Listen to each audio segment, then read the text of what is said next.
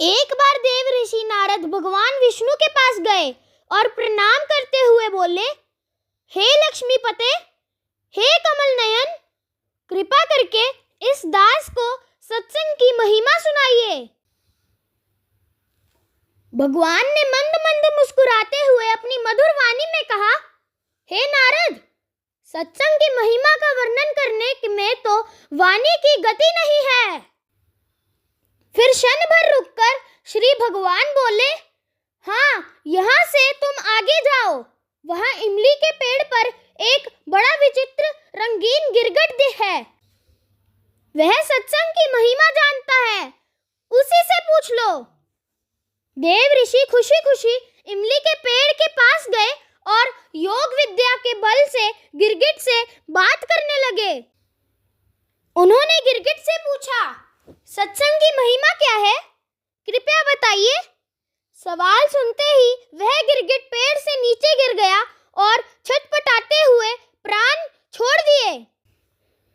नारद जी को बड़ा अचंभा हुआ। वे डरकर लौट आए और भगवान को सारा वृत्तांत कह सुनाया। भगवान ने मुस्कुराते हुए कहा, अच्छा, नगर के उस धनवान के घर जाओ और वहाँ जो तोता पिंजरे में दिखेगा, उसी से सत्संग की महिमा पूछ लेना।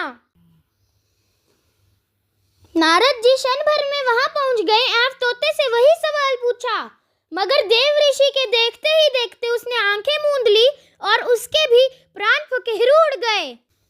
अब तो नारद जी बड़ा घबरा गए।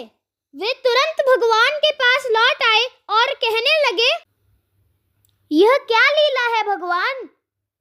क्या सत्संग का नाम सुनकर मरना ही सत्संग की महिमा है?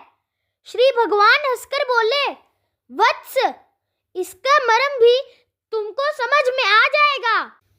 इस बार नगर के राजा के महल में जाओ और उसके नवजात पुत्र से अपना प्रश्न पूछो।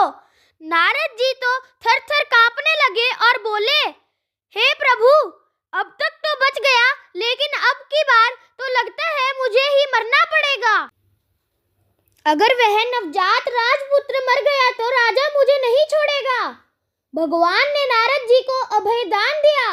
नारद जी दिल मुट्ठी में रखकर राजमहल में आए। वहां उनका बड़ा सत्कार किया गया। अब तक राजा को कोई संतान नहीं थी। अत पुत्र के जन्म पर बड़े आनंदोल्लास से उत्सव मनाया जा रहा था। नारद जी ने डरते डरते राजा से पुत्र के बारे में पूछा। नारद जी को राजपुत्र के पास ले जाया गया। पसीने से तर होते हुए मन ही मन श्री हरि का नाम लेते हुए नारद जी ने राजपुत्र के सत्संग की महिमा के बारे में प्रश्न किया तो वह नवजात शिशु हंस पड़ा और बोला, महाराज, चंदन को अपनी सुगंध और अमृत को अपने माधुर्य का पता नहीं होता। ऐसे ही आप अपनी महिमा नहीं जानते, इसलिए मुझसे पूछ रहे हैं।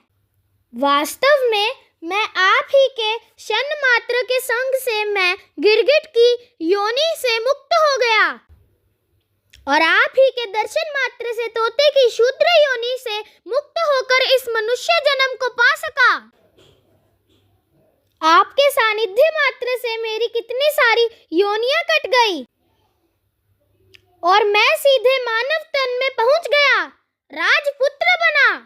यह सत्संग का कितना अद्भुत प्रभाव है। हे ऋषिवर, अब मुझे आशीर्वाद दे कि मैं मनुष्य जन्म के परम लक्ष्य को पा लूं। नारद जी ने खुशी खुशी आशीर्वाद दिया और भगवान श्री हरि के पास जाकर सब कुछ बता दिया।